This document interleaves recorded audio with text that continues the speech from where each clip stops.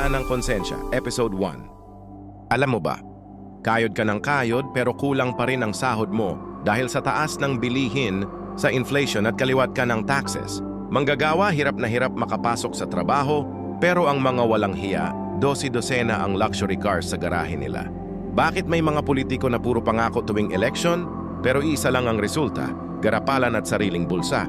Bakit ang mga matatalino at magagaling, imbes gamitin ang talino sa tama, ay nagiging eksperto pa sa pandaraya? At bakit kahit sa pamilya o simbahan, alam na natin ang mali pero nananatili tayong tahimik?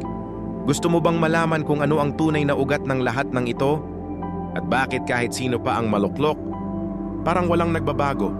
Ang problema ng corruption sa Pilipinas ay hindi lang tungkol sa politics. Mas malalim pa ito kasi nakaugat mismo sa kultura natin.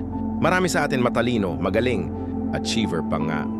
Pero kulang sa isang bagay, ang konsensya. Kaya kahit gaano karaming batas ang gawin, kung ang tao mismo walang conviction to do what's right, babalik at babalik lang tayo sa parehong problema. Dito pumapasok ang concept ng kalayaan ng konsensya.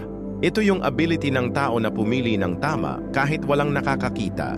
Ito yung freedom to follow what is good, hindi lang yung kung ano ang convenient o makikinabang ka. Pero sa society natin ngayon, madalas napapabayaan ito. Oo, mataas ang grades ng estudyante, magaling sa academics, pero kung hindi marunong makinig sa konsensya, nagiging matalino lang sa pangloloko at panlalamang. Kaya kung hindi ito haharapin, walang katapusan ang cycle ng corruption. Kasi kahit sinong leader iluklok mo, kung kulang sa konsensya ang mamamayan, paulit-ulit lang ang kwento ng pandaraya at pagnanakaw. Ang tunay na laban hindi lang laban sa corruption, kundi laban sa kakulangan ng konsensya sa puso ng bawat isa sa atin. Ngayon, kung alam na natin na ang ugat ng problema ay kulang sa konsensya, saan tayo dapat magsimula?